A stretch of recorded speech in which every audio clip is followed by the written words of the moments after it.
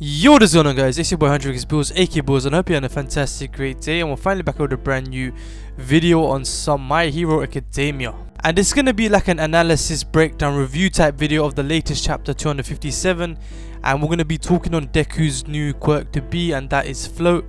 And I apologize if the title spoil anything for you. I will be putting the word float in it, which of course some people may not know, but this video is intended for the manga readers anyway. And I know this video has been delayed, but it's been a struggle finding translated manga, especially after what's happened to Manga Stream. But hopefully, I think I'll be doing the subscription where you get the mangas. I'm not too sure how that works, but I will find out soon. And one last thing, if you guys are new to the channel and enjoy the content and want to see more My Hero Academia reviews, theories and stuff coming in the future from me, be sure to hit that like button and subscribe to join the Hunter Gang. So anyway, All Might passes on the notes that he's been taking on the predecessors, what the quirks can be, and he tells Deku to master a quirk, which is Nana Shimura's quirk. And what's interesting and what I do like is that how Deku's got his support as Bakugo, and it just makes me think of that All Might and Nightwing stuff. But you know, there could be some foreshadowing going on there. We can talk about that in a future video though. Now, before we get into talking about the float quirk, I want to talk more about those two predecessors that All Might could not find any information on, and I'm pretty sure it's the two predecessors that we've seen in the backflash, and they were shaded out. There's one that looks like Shikamaru, and there's one that looks like a Dabi type all for one shaded figure. And these two of course don't have their quirks recorded. It's because of course they do not know how the One For All is going to turn out in the future, and that's what All Might brings up. But at the same time, I believe that if you think about the first person, I believe his quirk will actually be very powerful. Now think about it from the first One For All's predecessor point of view, All For One's brother. So if you're going to pass on this quirk, you're going to pass it on to a person who's trustworthy and is powerful and capable.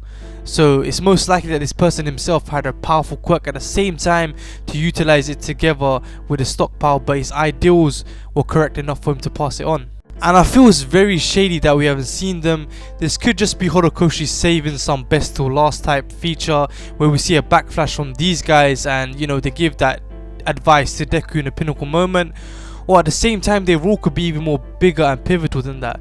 We don't know if these people are actually still alive, or if they took a wrong path, or if their knowledge is being used for something else like science or something. We'll just find out in the future. And we're also given some more information on the Black Whip predecessor. We find out that he's actually the 5th successor, and he was known, or codename known as Lariat. That's actually a pretty clean name. And his real name is known as Banjo Daigoro. His speciality was binding and maneuvering mid-air with energy that shot out of his body in the shape of ropes. Basically like a military Spider-Man. Regardless, I've been saying this for a while, I think Black Whip is actually a very cool and smart quirk. You can use it in a way to maneuver, and at the same time you can use it to restrict, and at the same time you can use it to support others, maybe like grabbing them, throwing them and getting them that extra advantage of range. And at the same time, now with Nana Shimura's quirk, which is float, imagine putting the two together and allowing them to go in sync. And a combo I just thought of, imagine using Black Whip and wrapping it around Deku's fist and using a punch. I don't know if that will increase the strength or anything, but you never know, we might see something like that in the future. Anyway, you know Bakugo already is going to have to go out that. He's talking about how the quirks are actually useless and that he can already do those with his one explosive quirk, which once again, I was saying how people are saying that having multiple quirks is actually OP and whatnot, but my point of view was that the quality of a quirk is better than the quantity. Just as looking at, let's say, Miryu's quirk, if Miryu was to still have his quirk and we know how hard he trained it, he can actually be such a threat, and we saw him 1v however many against the whole class. It just shows you the quality and experience of a quirk can outclass the amount of quirks that a person has. And of course we know that there's a deeper meaning to this, and it's gonna have to trigger into what's happened to Shigaraki now, where I believe that he's gonna have, you know, multiple quirks and whatnot, and especially with the Nomus too, Deku's gonna have to have these quirks. But anyways, seeing from what Bakugo has to say, he just does not rate these quirks at all. But someone like Deku can actually bring the light out of these quirks.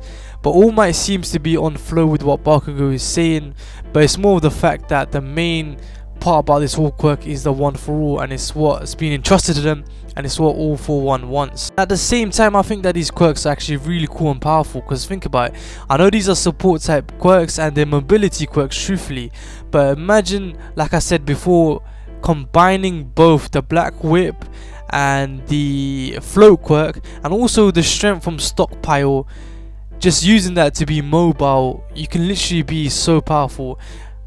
And I want you guys to go back and look at this panel because it shows a little order, and it's where you see Nana Shimura's quirk being revealed. And if you guys look, it shows you the 3 predecessors, and we see Lariat there, and you see the guy with the stripes in his face passing on his quirk to Lariat, and then Lariat passes it on to the person who looks like Best Genius, and it looks like the Best Genius guy actually passes it on to Nana Shimura, since I'm assuming that just because it shows her quirk afterwards. But anyways, now on to mastering this quirk. I believe that Deku is gonna need some help from, once again, Gran Torino and Uraraka. I believe that Uraraka's gravity quirk has a similar type of effect, and you know, going through Uraraka and getting knowledge through her will be a plus side. Just like how Deku compares his Black Whip to Sero's tape quirk. And I believe there's gonna have to be a way to trigger it, just how Uraraka puts her fingers together to make the gravity work and stop, I'm pretty sure. So Deku's gonna have to learn a certain trigger. I think there's gonna be something along those lines where it helps him float. And once again, we still don't know how the float quirk works. Would he also be able to make externals float, I mean other people, at the same time? Now if you guys have made it this far into the video, I want to see what you guys think about other predecessors' quirks, so leave some in the comment section down below. I'll be sure to bring them up when I make a future theory video.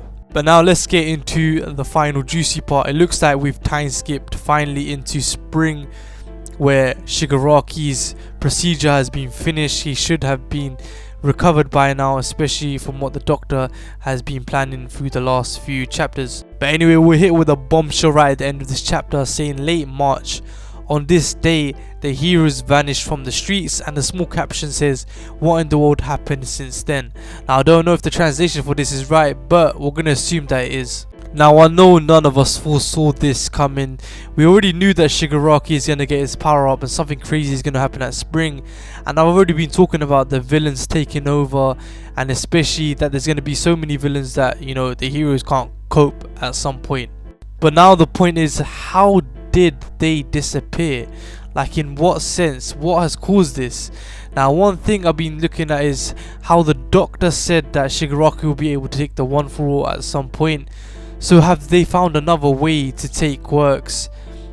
I don't know, because I believe in whatever surgery that Shigaraki took, and whatever happens with the Nomus, there's a way to store and pass on quirks. And I've actually said that this is the doctor's quirk. This I made a video time back on my previous channel which got banned. But yeah, I was saying that the doctor must have a quirk where he's able to do a surgery and implant quirks into people. And I don't know how these quirks linger, but I think All For One has found a way. And if that's the case, maybe these heroes are being used to have their quirks stolen, or they're being used to be developed into Nomus. But if they've just been wiped out, it's also the other point of view of them being actually taken out by the villains, which of course makes sense because that's going to be their goal from now on out. And shout out to my boy Riot for this one. But another reason for why the heroes could have disappeared may have something to do with Eri.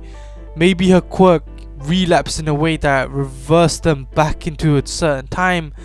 I don't know, but let's just see how things go. But without a doubt, this manga is starting to sail very, very fast, and we're gonna have to see immense growth from Deku and the rest of the gang, because you know that things are gonna get crazy. We have to see Mirio get his quirk back. Like, you can literally see all these things coming. But Eri is also a ticking time bomb. Her being on the sides of the heroes is gonna be like a huge point in the future of My Hero Academia. We're just gonna see that happen.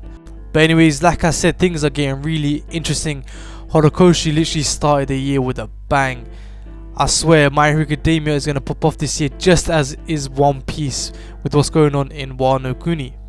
Anyways, I hope I didn't waffle too much. I'll be getting into some more stuff in my future upcoming video. And hopefully next Friday I'll be able to get a review with the latest chapter. At the same time, it's going to be my birthday on the 24th, so you guys come through and show some support. I really appreciate it. But anyways, I hope you guys have a fantastic great day, and I'll see you in the next one. Peace.